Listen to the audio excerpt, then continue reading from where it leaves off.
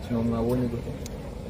Yari match iri aho ngaho tutavuga ngo yari match iri ku rwego runaka, ubona ko twakiraga ari ikipe iryama ajye ntabwo aje nuko arbitre yongeye iminota ine gusa, cyetse ko no muri no match sensoma parla arbitre nawe twamwita ngo muri match kuko yakasaga nta avantage n'imwe yaduhaga, ubonye nkariya ku munota wa nyuma kufura ibonetse iriga n'uyu mukongomani bamukuriho penalty hano muze kubireba arasanze, ariko ngira ngo reka turambiwe n'umwanda wo muri football, cyo nicyo cyambere ntabwo dushobora gukina hatarimo fairness, ko dutanga umwanya wacu tugatanga amafaranga.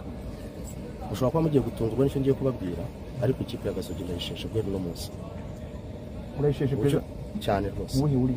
Ntabwo dushobora kuzajya dukina ubona ibintu biri aho ngaho ukabona harimo twihanganiye arbitrage inshuro nyinshi, ariko ibi ntabwo byatera imbere, sibyo rwose. Ari muri development no mu buryo bwose ikipe yitwa Gasogi turayisheshe.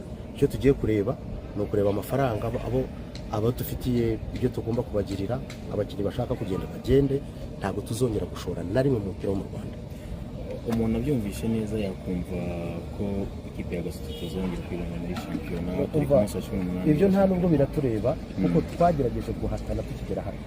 Mwumvise ibihano byagiye bifatwa, ibintu niba umuntu ashobora gufata amafaranga y'akashora, igikurikiyeho kikaba gusa kwirwa abantu basekana insaba.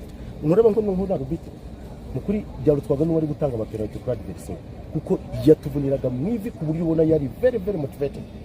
By the way, yari penalty ya Barako yakorema muri surface muri mita ya nta avantage n'imwe ntaki, ariko sinawe gusa reka tumfata wenda nk'umwe muri, ariko ntekereza yuko enough is enough. Dufite byinshi byo gukora hano, utakaza brand yawe nk'umuntu. Dufite ibigo tuhagarariye bikeneye dignity n'icyubahiro, aho niho uzasanga abanyamakuru bose n'abana birirwa bagukiniraho bagutuka. Ubwo twe icyo tugiye gukora ni ukureba buri muntu wese witwa ko tumufitiye ifaranga, uri dufite ntawe tuzishyuza azayaguma. No, uyu munsi wa none hari ibintu bimwe tuba tugomba kureba. Iyo umuntu akora endeavors nk'izi ugasanga nta muntu ubyitayeho, turi mu mayikipe muze kwitegereza murebe muri impuza zose twatanze, murebe uburyo twagiye dukaswa, sibyo? None begera n'ahantu yewe ese turebe n'iby'abana, ikikwereka ko abantu batari seri no mu by'abana uraza make ntizigira amasaha zikinirwa, ibintu ubona bidafite umurongo na rimwe. Rero kameme ntabwo dushobora gukomeza, burya iyo ukinanye n'inkende zigukozaho imirizo.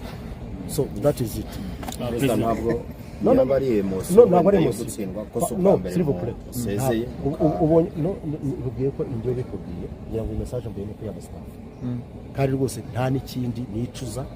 I have given natanze ibishoboka byanjye byose, sibyo ku buryo bushoboka, kongera competition, kugerageza gufata ikipe mu buryo bwiza. Ariko uyu munsi wa none iyo urebye twagiye tuhura muri football, iyi football irimo umwanda mwinshi, irimo mafia, irimo niho hantu hari abantu kugira ngo batifuza ko n'ikintu gikorwa ntabwo twakora ibindi bibi. Hanyuma President ngira ngo ikintu garutseho cy'umwanda ndetse n'ubwo mu mafia uvuze mu mupira ariko se n'ubwa mbere ngira ngo naranabihanirwe President ni njyewe njyenyine hano President Republika kuko navuze ukuri, sibyo? Rero kugira ngo nzagira n'ibibazo n'abantu wirirwa umuntu muvugana ugasanga uramurakaje, wageka nicare niturize n'abana banjye babone nikorera akazi kanjye, mfite ibyo nkora mu mayigira, sibyo?